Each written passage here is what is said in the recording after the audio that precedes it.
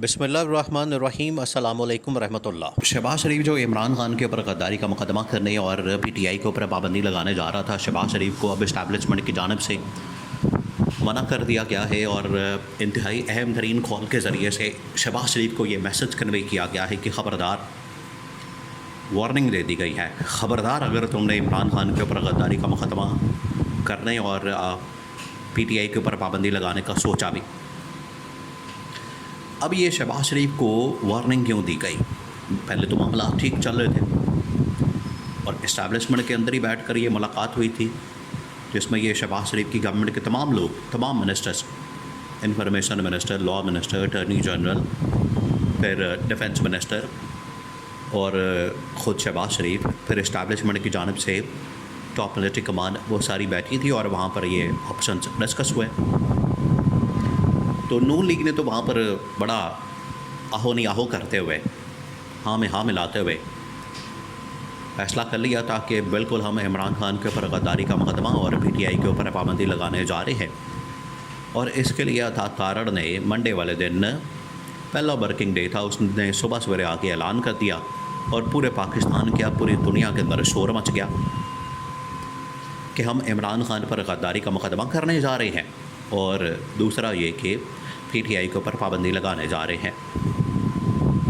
अब ये जैसे ही शोर मचा तो उसके बाद इस किस्म का सख्त रिएक्शन, रद्द अमल सामने आया कि शहबाज शरीफ के लिए उस रिएक्शन का सामना करना, उस रद्द अमल का सामना करना और उसको फेस करना, वैसे ये किसी को मुंह दिखाने के काबिल नहीं, पब्लिक में जाने के काबिल नहीं, वोट इनको पड़ा कोई नहीं, आवाम की सपोर्ट है कोई नहीं, रईस ही कसर इन्होंने ये फ़ैसला करके निकाल दी, ये ऐलान करके निकाल दी कि पहले ही आप फटे पे हैं, पहले ही आप ज़ीरो हैं।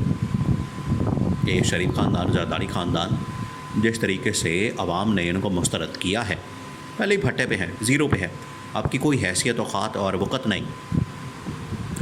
रईस ही कसर जो बचत कुची थी थोड़ी बहुत इनकी जो इज़्ज़त, वो भी इन्होंने इस ऐलान के बाद उसका ख़ुद ही जनाजा निकाल दिया। अता तारड़ ने जैसे ही ऐलान किया उसके बाद इस किस्म का सख्त रद्दअमल सामने आया पब्लिक का कि ये अफोर्ड ही नहीं कर सकते, इनको समझ नहीं आई। पीपल्स पार्टी भी बीच में से भाग गई, एमक्यूएम वाले भाग गए और इनके ऊपर जो है बाद में आईपीपीएस का हमला किया गया। अब आप देखें ये जो मुल्क के अंदर इस वक्त आईपीपीएस के ऊपर बहस हो रही है और उसमें बराह रास्त नाम किसका आ रहा है? शरीफ ख़ानदान का व ज़रदारी ख़ानदान का। इन्होंने अपने फ्रंट मैनों के ज़रिए से कंपनियां बनाई हुई हैं और पीछे से पैसा जो है इनके अपने अकाउंटों के अंदर जा रहा है। ये पिछले 40-50 साल से गेम डाल के बैठे हुए हैं, कार्रवाई डाली हुई है।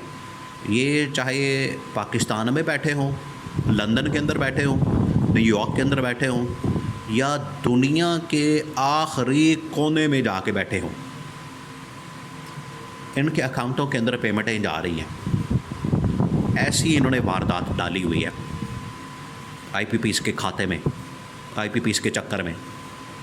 इन्होंने जब ये ऐलान किया, ऐलान करने के बाद जब पब्लिक का रिएक्शन आया, ये सॉरी करके पीछे निकल गए। इस्टेब्लिशमेंट ने आईपीपी के चक्कर में इनको बदनाम करना शुरू कर दिया और जिस मिनिस्टर को मैदान में उतारा गया वो आपको बताए कि निगरान हुकूमत के अंदर भी मिनिस्टर रह चुका है, जिसका नाम है गौहर एजाज। गौहर एजाज एक अमीर आदमी है और टेक्सटाइल मिलों का मालिक है, इंडस्ट्रीज़ बहुत ज़्यादा हैं उसकी। निगरान हुकूमत के अंदर मिनिस्टर था, तो पिछले 40 साल से तो उसने कोई शोर नहीं मचाया, कोई बात नहीं की। जब मिनिस्टर था उसने उस वक्त भी बात कोई नहीं की। तो अचानक से आज क्यों याद आया? आज इसलिए याद आया है कि इस हुकूमत के ऊपर प्रेशर डालना है, इस हुकूमत को बदनाम करना है, इस हुकूमत को गंदा करना है, क्योंकि इन्होंने हुक्म मानने से इनकार कर दिया।